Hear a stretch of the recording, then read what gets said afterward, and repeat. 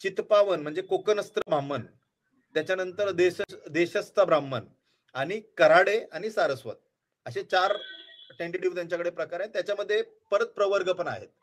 ह्याच्यामध्ये जर तुम्ही चित्पावण पाहिले, युजली रत्नागिरी, सिंधुदुर्ग, रायगड, पालघर, मुंबई सबअर्बन मधून येतात आणि मोस्टली मेट्रो सिटीज मध्ये मूव्ह झालेले आहेत. तसंच देशस्थ मध्ये जर पाहिलं तर तुम्ही पुणे, अहमदनगर, नाशिक, सोलापूर, सांगली, सातारा, कोल्हापूर, विदर्भ साईडला असतात. कराडेमध्ये रत्नागिरी आहे, तुमचं south Konkan, not exactly the central Konkan, south Konkan. Sindhudurg आहे तुमचं, रायगड आहे, सातारा आहे. तसंच तुमचं सारस्वत मध्ये रत्नागिरी, सिंधुदुर्ग, मुंबई, गोवा बॉर्डर ते आहेत सगळे. आणि जर या सगळ्या गोष्टींना तुम्ही पाहताल, याच्यामध्ये चित्पावन, देशस्थ आणि सारस्वत आपण कराडेंना साईडला ठेवू. याच्यामध्ये व्हेरी हाय लिटरसी रेशो आहे. तसं स्ट्रॉंग त्यांचं बोलतात ना की त्यांचं जे एज्युकेशन ऑफ द पीपल म्हणजे त्यांच्या मुलांचं जे एज्युकेशन झालंय ते स्ट्रॉंगली तुमचं इंग्लिश मिडियम्स मधनं वगैरे झालेलं आहे. ठीक आहे. तसंच तुम्ही जर पाहताल त्यांचे मुलं मेडिसिन मध्ये, इंजिनिअरिंग मध्ये, हायर एज्युकेशन मध्ये आहेत. बरोबर. कराडे ब्राह्मण जे आहेत हे मॉडरेट आहेत. त्यांची लिटरसी एवढी चांगली नाही, म्हणजे एवढी हाय लेवल नाही as compare to the other 3.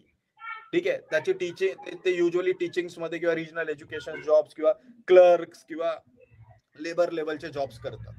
तसंच त्यांचे स्टुडंट्स जर अब्रॉड मध्ये पाहिले आपण as compare to the Chitpavan, Deshastha आणि सारस्वत, कराड्यांचं जे आहे ते 5 to 7% आहे. चित्पावन तुमचे जे आहेत ते जवळपास 15 to 18% आहेत.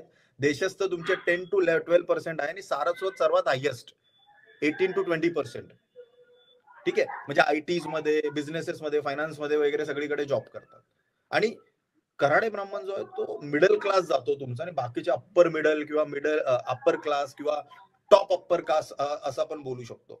मग मला हे म्हणायचंय की जे मुख्यमंत्री आहे आपले माननीय चाणक्य, हे नेहमी SC ST वर बोलत असतात. तुमच्या या सबकास्ट मध्ये जे इश्यूज आहेत याच्याबद्दल तर तुम्ही बोलत नाही काहीच. आणि तुम्हाला नसेल बोलायचं तर म्हणजे आम्ही तर गरीबोचे दिलेर मेहंदीच आहोत ना. म्हणजे आम्हाला हेच सांगितलेलं आहे. गरीबाचे दिलेर मेहंदी.